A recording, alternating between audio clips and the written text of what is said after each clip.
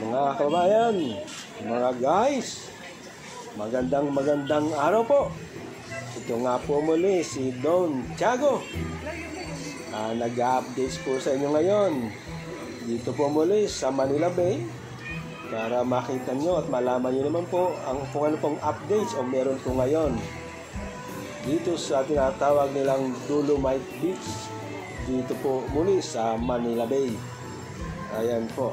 Atin pong i-zoom out, iikot natin yung ating camera para makita nyo naman po mga kababayan kung ano po yung mga aktibidades na nangyayari o nagaganap dito po sa Manila Bay. Yan po yung Ruas Boulevard. Marami pong mga tao o mga kababayan natin na naglalakad at napapansin nyo po mga guys, mga kababayan ay may mga namamasyal na rin po ating mga kababayan. Ayan po.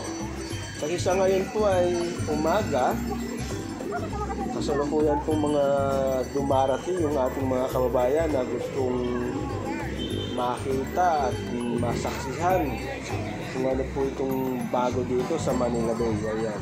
Natin pong i-zoom in, i-zoom para makita nyo po kung ano po yung mga nangyayari at kung nakikita mo natin mga guys, may mga bata at marami rin po mga kababayan ang pumupunta dito sa Manila Bay. Ayan po.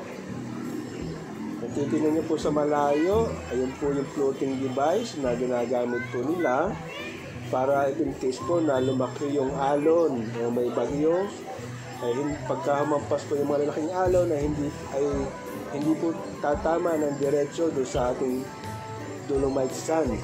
Ayan. Kung sa naalala niyo po dati, halos nasira po yung Dolomite Sand dahil wala pa po yung mga floating device. Kaya po nasira. Pero sa ngayon po muli ay kanilang inayos at naglagay ulit po sila ng mga Dolomite Sand. Ayan. Kaya napakalaki. Medyo malaki na rin naman po yung Dolomite Sand na nakalagay po rito. Ayan po. Marami rin pong mga kababayan natin na gustong makita at mamasyal. Dito po nga po muli sa Dolomite Sand, dito po sa Manila Bay. Ayan.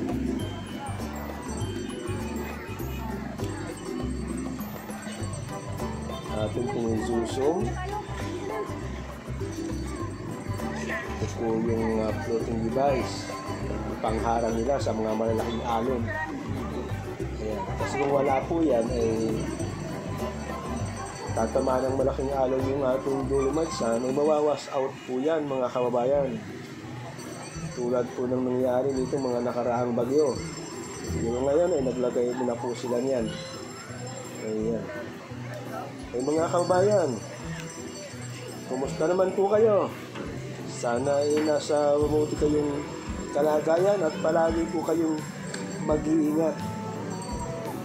Siyempre po, mas maganda kung konti-konti nainitan po kayo, naarawan. Kaya halikan na po kayo.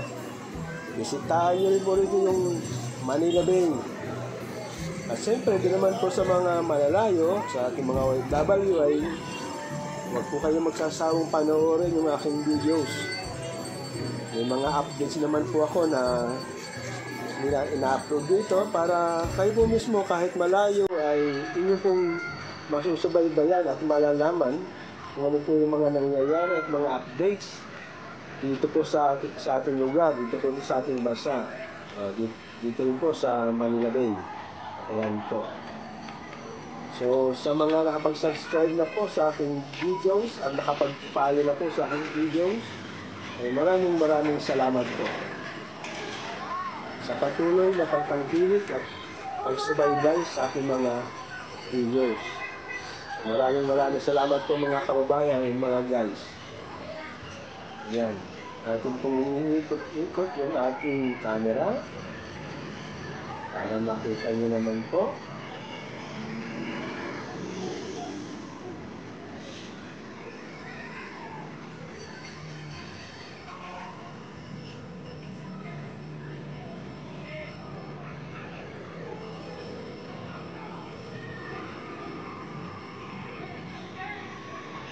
Kung napapansin niyo po, medyo marami na po yung mga tao na pumupunta.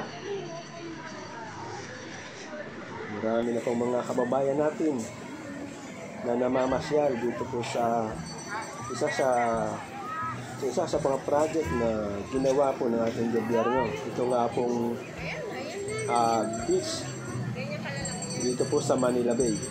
Ayan. So maganda rin po itong attraction sa mga turista. Sa ngayon po ay mga tayo lang muna po, mga Pilipino. Hindi pa po allowed daw turista. Ayan po mga guys, mga kababayan, yung Dolomite Stone. Ayan, na dinurog, kaya naging Dolomite Sand. So hanggang sa muli po mga guys, mga kababayan, maraming salamat po muli. God bless!